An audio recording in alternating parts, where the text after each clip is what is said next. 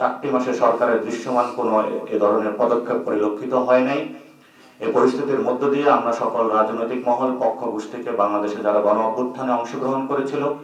সকলকে ঐক্যের ডাক জানিয়ে 15 তারিখের মধ্যে জানুয়ারির একটি ডেডলাইনের মধ্য দিয়ে সরকারকে আমরা এর মধ্যে প্রোক্লামেশন জাতির সামনে উপস্থাপন করার জন্য শহীদ মিনারে আহ্বান জানিয়েছিলাম। সেখানে আমরা অনেকগুলো বিষয়ে দাবি জানিয়েছিলাম। এর মধ্যে অন্যতম ছিল বিচার সংস্কার এবং গণপরিষদ নির্বাচনের বিষয়গুলো সেখানে এসেছে। কিন্তু এই সরকারকে ডেডলাইন দেওয়ার পরও আজকে 4 তারিখ হয়ে গিয়েছে জানুয়ারি, আমরা দৃশ্যত কোনো বর্তমান সরকার থেকে কোনো উদ্যোগ দেখতে পাইনি। আমরা সেই জায়গা থেকে সরকারকে আহ্বান জানাবো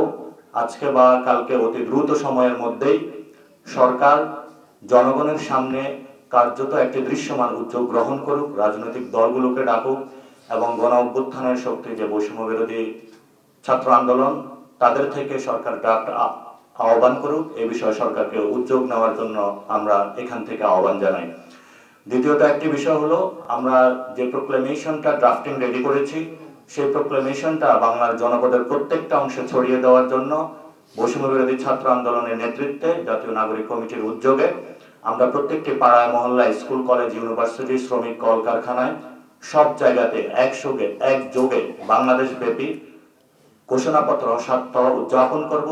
যেখানে মধ্য দিয়ে আমরা বাংলাদেশের নতুনভাবে জাতির সামনে একটি পরিকল্পনা উপস্থাপন করব, জনগণের কাছে যাব এবং জনগণকে কানেক্ট করব। সেই বিষয়ে বাংলাদেশের যারা জনগণ রয়েছেন আপনাদের আমরা সন্তান রয়েছি এবং আপনারা আমাদেরকে দায়িত্ব দিয়েছেন, সেই জায়গা থেকে আমরা কাজ করছি এবং আপনাদের এই মহামানবতার পরিচয় বাংলাদেশের ইতিহাসে লেখা থাকবে। সেই জায়গা থেকে আপনারা প্রত্যেকে পাড়ায় মহল্লায় নিজস্ব উদ্যোগে আমাদের ওয়েবসাইট এবং আমাদের ফেসবুক পেজের মধ্যে আমরা লিঙ্কগুলো দিয়ে দিব। সেই ওয়েবসাইট এবং লিঙ্কগুলো থেকে আপনারা প্রত্যেকে লিফলেটটা হলো নিজস্ব জায়গা থেকে প্রিন্ট করে পাড়ায় মহল্লায় আপনারা বাংলাদেশে একটি দুর্বার আন্দোলন গড়ে তুলুন ঘোষণাপত্রের জন্য, যে ঘোষণাপত্রের মধ্য দিয়ে বাংলাদেশের ভবিষ্যৎ নির্ধারিত হবে। সেই বিষয়ে বাংলাদেশের সকল নারী পক্ষ কল কারখানা শ্রমিক সকলকে একসাথে সজাগ থাকার আহ্বান জানাচ্ছি এবং বিভিন্ন রাজনৈতিক দল যারা রয়েছেন তাদেরকেও আমরা আহ্বান জানাচ্ছি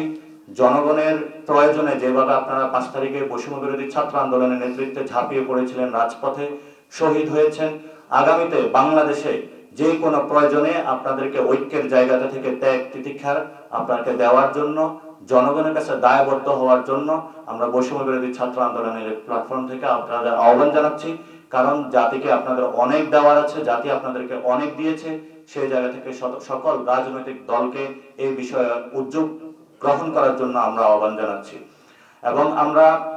যদি আগামী কয়েকদিনের মধ্যে কার্যত কোনো দৃশ্য উদ্যোগ না দেখি আমরা সরকারকে সেখানে আরো জোর দাবি এবং মাঠ থেকে জনগণকে সাথে নিয়ে ঐক্যবদ্ধভাবে কিভাবে প্রোক্লেমেশন বা ঘোষণাপত্র জনগণের সামনে নিয়ে আসতে হয় সেই বিষয়ে কঠোর কোনো কর্মসূচির দিকে যাব ইনশাআল্লাহ। আপনারা যারা দেশবাসী আজকে আমাদের সাথে থেকেছেন, অতীতও থেকেছেন, ভবিষ্যতেও থাকবেন, আপনাদের এই অর্জনে আমাদেরকে সারথি বানানোর জন্য আপনাদের সকলকে ধন্যবাদ এবং আপনাদের এই জাতির যে কোনো সংকটকালীন মুহূর্তে আপনারা মাঠে থাকবেন, আপনাদের সন্তানদেরকে সবসময় আপনাদের পাশে পাবেন